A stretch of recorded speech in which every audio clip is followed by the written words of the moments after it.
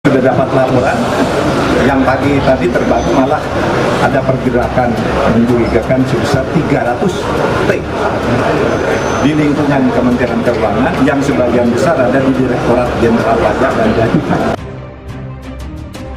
Sebelum kita mulai lebih lanjut, mohon untuk subscribe channel ini agar lebih bersemangat lagi dalam menyuarakan fakta-fakta keadilan di negara Republik Indonesia ini. Transaksi yang mencurigakan itu bergerak di sekitar 300 triliun. Kita jelaskan itu katanya bukan korupsi, terus bukan TPPU, terus apa? Kan sudah jelas angkanya, kan gitu.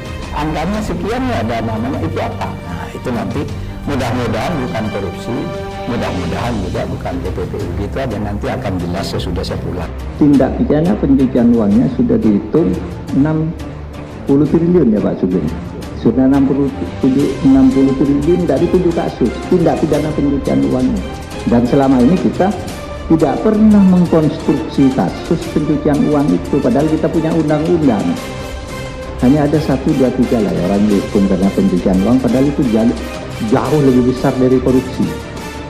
Korupsi itu terkait dengan anggaran negara yang dicuri. Oleh Kementerian Keuangan sudah berhasil dikembalikan 7,08 triliun. Nah yang pencucian uangnya yang 300-an ini akan kita tindak lanjuti.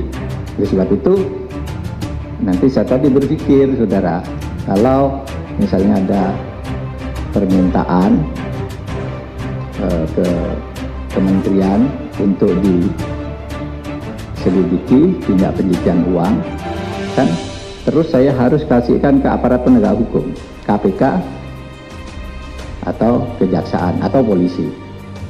Nah saya berpikir nanti masa undang siapa yang membantu ini, kalau dalam sebulan tidak ada perkembangan saya ambil, saya pindah, karena saling ngambil sendiri nggak bisa. Kalau dalam sebulan tidak ada perkembangan saya ambil, saya pindah, karena saling ngambil sendiri nggak bisa.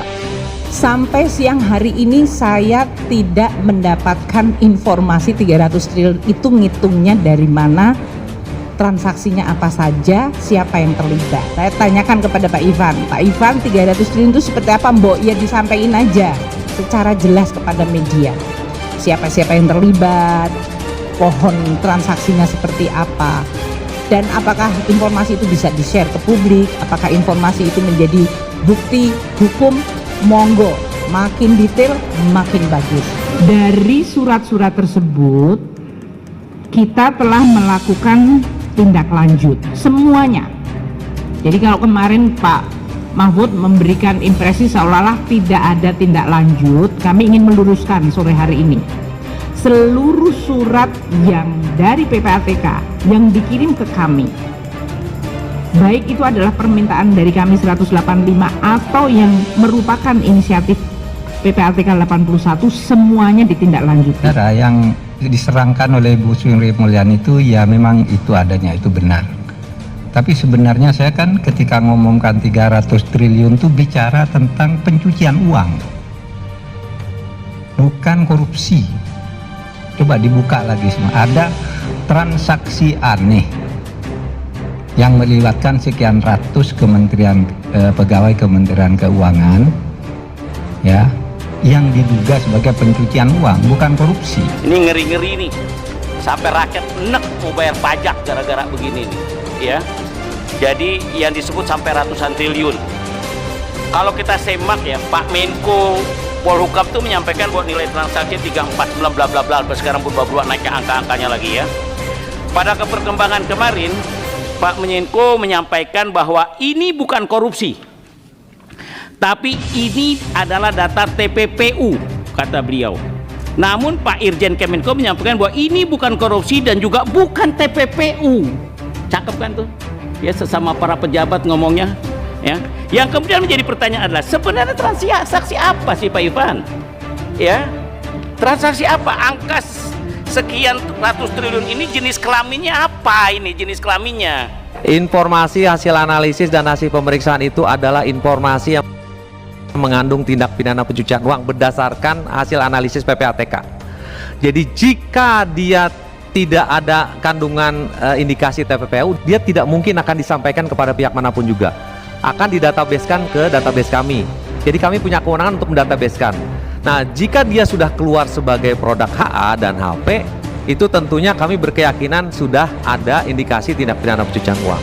Nah, yang kita sampaikan ke Kementerian Keuangan itu memang karena sekali lagi bukan ngajar, ini bukan menggarami laut. Ini memang karena ketentuan pasal 74, tidak lebih dari itu. Jadi jika kemudian terjadi korupsi di internal Kementerian Keuangan, kita tidak akan sampaikan hasil analisisnya kepada Kementerian Keuangan karena Kementerian Keuangan bukan penyidik tindak pidana asal hasil analisis seperti RAT. Kita tidak serahkan HA atas nama RAT kepada Kementerian Keuangan, tapi kepada KPK. RAT, GHTP, BA, kemudian DW dan segala macam itu kita serahkan kepada KPK. Jadi kalau pimpinan dan anggota Komisi 3 yang kami hormati, kami banggakan, membutuhkan keyakinan kami sebagai Kepala PPATK, kami yakini karena itu sudah keluar sebagai HA, ada tindak pidana pencucian uang. Coba tunjukkan ke saya. Pasal mana? Yang menjadi referensi kami adalah Peraturan Presiden nomor 6 tahun 2012. Nggak, pasal mana? Ini turunan dari pasal 92 ayat 2. Pasal 92 itu hanya mengatur masalah komite. Saya minta izin Direktur Hukum saya menjawab, berkenan Bapak. coba. Direktur Hukum. Boleh tanya 7 pasal itu. Ya. Pasal 98. Itu aturannya pimpinan. Jadi di setiap negara itu memang dalam konteks Yang saya tanya simpel aja Pak, tunjukkan pasalnya itu. bukan dasarnya. Jadi di pasal 92 itu mengamanatkan pembentukan komite dengan perpres. Pak, saya ini kan gini, Pak, mohon maaf. Ini mohon maaf, politisi ini bukan anak bawang ini, Pak. Bukan taman kanak-kanak. Pasal 92 ayat 2 yang Anda sebutkan itu saya bacakan. Ya. Saya bacakan. Pembentukan Komite Koordinasi Nasional Pencegahan dan Pemberantasan Tindak Pidana Pencucian Uang diatur dengan Peraturan Presiden. Ya. Betul. Ya, ini Peraturan Presidennya. Ya. Saya baca dari awal sampai selesai. Tidak ada satu pasal pun ataupun penjelasannya yang dengan tegas menyebutkan Kepala PPATK, Kepala Komite, apalagi Menko Polhukam boleh membuka data-data seperti itu kepada publik sesuka-sukanya selain punya motivasi politik. Itu yang Anda lakukan. Itu ada Pak Ketua. Ya, maka betul tidak itu motivasi politik? Kalau sama sekali tidak ada. Sumpah sebut-sebut Tuhan di sini. Tidak ada sama sekali. Lalu maksudnya apa? Saya menjalankan fungsi saya sebagai sekretaris Komite Nasional. Oh, saudara tidak ikut membuka itu ke publik? Saya enggak. Oh, hanya kepala komite? Hanya Pak Menko Polhukam. Bapak bisa Dan konfirmasi. Anda tahu dan pastikan bahwa itu tidak sesuai dengan aturan. Tahu? Saya Ya tahu toh? ya. Oh, tahu. Ya itu Pak Ketua. Jadi saya minta saudara kepala komite Menko Polhukam dihadirkan di tempat ini dalam waktu sesingkat-singkatnya. Salam dari Detektif Pancasila, semoga Indonesia bersih dan menjadi adil dan makmur. Sampai jumpa di video berikutnya.